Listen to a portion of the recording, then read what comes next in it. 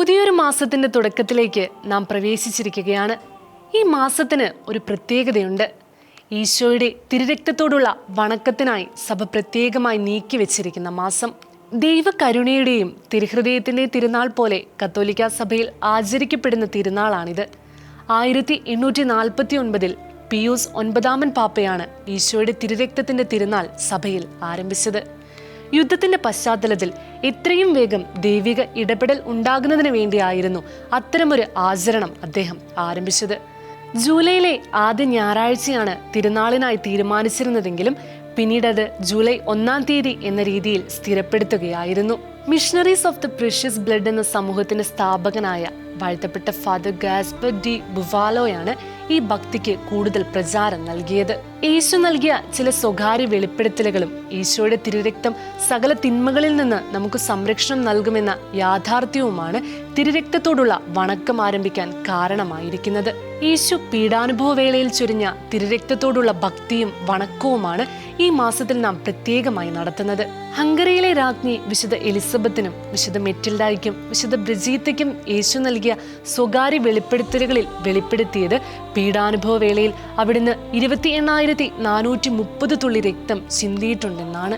യേശുവിന്റെ ശരീരത്തിലുണ്ടായ 1008 മുറിവുകളിൽ നിന്നാണ് ഇത്രയും തുള്ളി രക്തം ഒഴുകിയത്. തിരുരക്തത്തോടുള്ള വണക്കവും ഭക്തിയും നമ്മുടെ പാപങ്ങൾ കഴുകിക്കളയുകയും നമ്മെ ശുദ്ധീകരിച്ച് ക്രിസ്തുവിലേക്ക് അടുപ്പിക്കുകയും ചെയ്യുന്നു.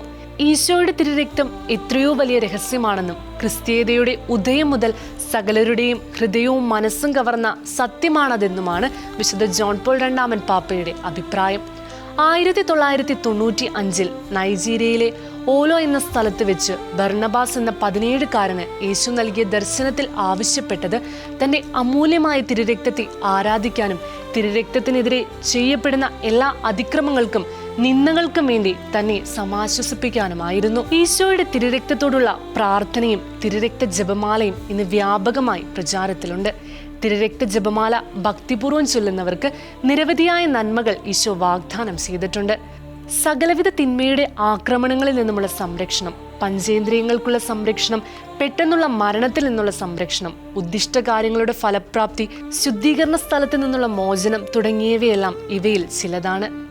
യേശുവിന്റെ 5 തിരുമുറിവുകളുടെ രഹസ്യങ്ങളെ ധ്യാനിച്ചുകൊണ്ടുള്ള തിരുരക്ത ജപമാല പരിശുദ്ധ അമ്മയുടെ ജപമാലയ്ക്ക് ശേഷമാണ് ചൊല്ലേണ്ടത്. വിശുദ്ധ ജോൺ മരിയ വിയാനി സാക്ഷ്യപ്പെടുത്തുന്നത് യേശുവിന്റെ അമൂല്യമായ തിരുരക്തം പരിശുദ്ധ അമ്മ വഴിയായി പിതാവായ ദൈവത്തിന് സമർപ്പിക്കുന്നതാണ് ഏറ്റവും അധികം ഫലപ്രദമെന്നാണ്. വിശുദ്ധ ഡൊമിനിക് ഒരിക്കൽ ബലിയർപ്പിച്ചുകൊണ്ടിരിക്കുമ്പോൾ കാസിയുടെ മുകളിൽ നിന്ന് മാതാവ് യേശുവിന്റെ തിരുരക്തം ദേവാലയത്തിൽ സന്നിഹിതരായിരിക്കുന്ന എല്ലാവരുടെയും മേൽ തളിക്കുന്നതായി ദർശനം കണ്ടിട്ടുണ്ട്. ലോകത്തിന് ഇപ്പോഴും നേർവഴിയിലേക്ക് വരാൻ കഴിയുമെന്നല്ല, എപ്പോഴും അത് സാധ്യമാണ്. കാരണം കരുണയ്ക്കും അനുകമ്പയ്ക്കും വേണ്ടി ക്രിസ്തുവിന്റെ സ്വരവും അവിടുത്തെ രക്തവും നിലവിളിക്കുന്നു. തിരുരക്തത്തോടുള്ള ഭക്തി നമ്മുടെ ഈ കാലഘട്ടത്തിലേക്കുള്ള ഭക്തിയാണ്. അത് ലോകം മുഴുവനുമുള്ള സകല ആത്മാക്കൾക്കും വേണ്ടിയുള്ളതാണ് എന്ന വിശ്വാസക്കാരനായിരുന്നു വിശുദ്ധ ജോൺ 23 പാപ്പ. ഓരോ വിശുദ്ധ കുർബാനയിലും കൂദാശ ചെയ്യപ്പെടുന്നത് യേശുവിന്റെ തിരുരക്തമാണ്. വീഞ്ഞ് യേശുവിന്റെ തിരുരക്തമായി മാറുന്നുവെന്നാണ് നമ്മുടെ വിശ്വാസവും. വിശുദ്ധ കുർബാന അർപ്പണ വേളയിൽ നടക്കുന്ന ദിവ്യകാരുണ്യ അത്ഭുതങ്ങളെ ഇങ്ങനെയാണ് നാം കാണേണ്ടതും. ഈശോയുടെ തിരുരക്തം സൂക്ഷിച്ചിരിക്കുന്ന ദേവാലയമാണ് ബെൽജിയത്തിലുള്ള basilica of the holy blood. അരിമത്യക്കാരനായ ജോസഫ് ക്രിസ്തുവിന്റെ പീഡാനുഭവ വേളയിൽ ശേഖരിച്ച രക്തത്തുള്ളികളാണ് ഈ ദേവാലയത്തിലുള്ളത് എന്നാണ് വിശ്വാസം. ഈശോയുടെ വിലയേറിയ തിരുരക്തത്തിന്റെ അത്ഭുത സംരക്ഷണ പ്രാർത്ഥന ചൊല്ലുമ്പോൾ പിശാച് ഓടി അകലുകയും പ്രാർത്ഥന ചൊല്ലുന്നവർക്കും അവരുടെ കുടുംബങ്ങൾക്കും ഈശോയുടെ തിരുരക്തത്തിന്റെ സംരക്ഷണം ലഭിക്കുകയും എല്ലാ വിധത്തിലുള്ള അപകടങ്ങളിൽ നിന്ന് അവർ സംരക്ഷിക്കപ്പെടുകയും ചെയ്യും. വീട്ടിൽ നിന്ന് പുറത്തിറങ്ങുമ്പോൾ പ്രത്യേകമായി തിരുരക്തത്തിന്റെ സംരക്ഷണം ചൊല്ലി പ്രാർത്ഥിക്കുന്നത് നമുക്ക് കൂടുതലായി ദൈവിക സംരക്ഷണം ഉറപ്പുവരുത്തും. ഈശോയുടെ തിരുരക്തത്തോടുള്ള പ്രാർത്ഥന നമുക്ക് ചൊല്ലാം.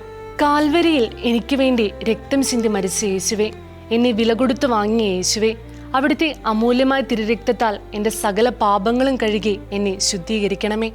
എൻ്റെ പഞ്ചേന്ദ്രിയങ്ങളെയും ചിന്ത, ഭാവന, ബുദ്ധി, ഓർമ്മ, കൽപ്പനാശക്തി, ഇച്ഛാശക്തി ഇവയെയും അവിടുത്തെ തിരുരക്തത്താൽ ഓരോ നിമിഷവും കഴുകണമേ, വിശുദ്ധീകരിക്കണമേ. ഞാൻ ഇരിക്കുമ്പോഴും കിടക്കുമ്പോഴും ഓരോ പ്രവൃത്തി ചെയ്യുമ്പോഴും സഞ്ചരിക്കുമ്പോഴും അവിടുത്തെ തിരുരക്തത്തിന്റെ വലിയ സംരക്ഷണം നിരന്തരം എനിക്ക് നൽകണമേ. അങ്ങനെ ഞാൻ സാത്താൻ്റെ കുടിലതന്ത്രങ്ങളെ എതിർത്തുകൊണ്ട് അവിടുത്തെ പാതയിൽ സഞ്ചരിക്കുവാനും എപ്പോഴും അവിടുത്തോടു കൂടി ആയിരിക്കുവാനും ഇടയാകട്ടെ. ആമേൻ.